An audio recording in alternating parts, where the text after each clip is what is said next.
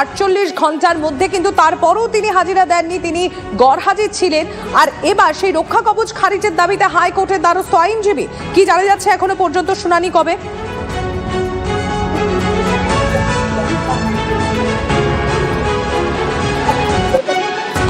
শ্রাবন্তী, শুনতে পাচ্ছ? আমরা শ্রাবন্তীর সঙ্গে যোগাযোগ করার চেষ্টা করছি। স্বতন্ত্র দত্তের আইনজীবী ঠিক এখানেই প্রশ্ন তোলেন যে রক্ষা কবচ কেন?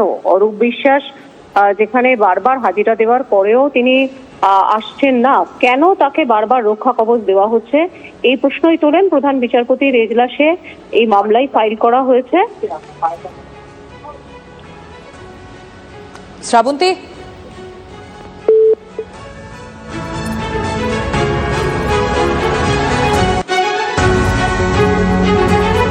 উনি যাচ্ছেন না, সেটা কোর্ট দেখবেন না আইন দেখবেন, কিন্তু আমি তো ডিভিশন বেঞ্চে অ্যাপিল করেছি ওনার যে রক্ষা কবচটা কে চ্যালেঞ্জ করে। দেখা যাক, উনি গেলেন ভালো কথা, না গেলেও অসুবিধা নেই। আমি তো কোর্টে অলরেডি ডিভিশন বেঞ্চে ফাইল করে দিয়েছি রক্ষা কবচটা তুলে দেওয়ার জন্য। কেননা উনি তো আইনের অর্ধ নয়, উনি যদি ভাবছেন যে এরকম করে যদি উনি যেতে যাবেন তো ভালো কথা, দেখা যাক, সময় বলবে। এবং আমি শুধু ওনার নয়, দুই বিশ্বাসকে এখনো পর্যন্ত ডাকা হয়নি, সেইটার জন্য আমি 156(3)তে আমি আবার কোর্টে যাচ্ছি, যাতে ওনাকেও ডাকা হয়।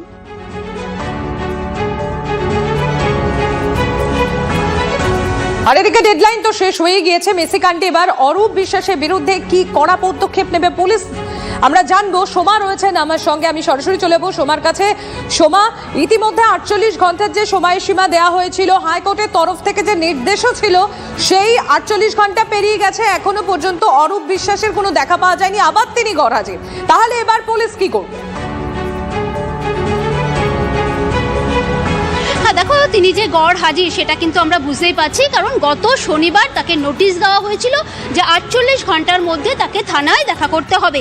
এখনও পর্যন্ত, আমি থানার সামনেই দাঁড়িয়ে আছি, এখনও পর্যন্ত কিন্তু অরূপ বিশ্বাস তিনি থানায় আসেননি বা থানার সাথে কোনোভাবে যোগাযোগ করেনি। দেখো, যে রক্ষা কবচ তাকে দেওয়া হয়েছিল আদালত থেকে, ইতিমধ্যেই আমরা জানতে পেরেছি যে সেটাকেও কিন্তু চ্যালেঞ্জ করে মামলা দায়ের করা হয়েছে এবং চলতি সপ্তাহে তার কিন্তু শুনানি বা রায় হবে। এবার দেখা যাক যে অরূপ বিশ্বাস, কিন্তু এই 48 ঘন্টার মধ্যে হাজিরার জন্য তো নির্দেশ ছিল হাইকোর্টেরই তরফ থেকে, তাহলে সেই 48 ঘন্টার সময়সীমা যখন পেরিয়ে গিয়েছে, পুলিশের তরফ থেকে কি কোনো আইনানুগ পদক্ষেপ করা হতে পারে? সোমা, দেখো, এখনো পর্যন্ত কিন্তু আইনানুগ যে পদক্ষেপ সেটা করা হবে না। তার কারণ হচ্ছে, যেহেতু এই পুরো মামলাটি এখনো পর্যন্ত আদালতের মধ্যেই রয়েছে, অর্থাৎ আদালতের বিচারাধীন রয়েছে। সোমা, আমাদের নজর থাকবে। ধন্যবাদ। আমরা 21/5 বঙ্কিম মুখার্জি সরণি আরও একটি বাড়ি, যেখানে এই আবাসনে অরূপ বিশ্বাস, সৌরভ বিশ্বাসটা থাকতেন, সেই আবাসনের ফ্ল্যাটের সামনে এসে পৌঁছেছি। সেখানেও কিন্তু অরূপ বিশ্বাসের দেখা নেই। কোথায় গেলেন তিনি? স্বাভাবিকভাবেই অরূপ বিশ্বাসের কি অগাধ সম্পত্তি? তিনি কোথায় গিয়ে লুকিয়ে গেলেন? পুলিশ কেন খুঁজে পাচ্ছে না? এইটা কিন্তু বারবার ফিরে আসছে প্রশ্ন, এবং তাকে খুঁজে পাচ্ছে না পুলিশ। তিনবার নোটিশ দেওয়া হয়েছে, তারপর তাকে খুঁজে পাওয়া যায়নি। আমি যে বাড়ি যিনি আছে, অরূপ বিশ্বাস কবে এসছে এখানে? লাস্ট শেষ কবে এসছে অরূপ বিশ্বাস? মানে আপনারা দেখেননি কবে এসছে? লাস্ট কবে এসছে কোনো কথা হয়নি? এই মানে পুলিশ কি এসেছিল এই বাড়িতে? বলতে পারছি না, বলতে পারছি না। একটা কোশ্চেন বলছি, আপনারা কবে মানে লাস্ট করে শেষ দেখেছেন কবে ওনাকে এখানে?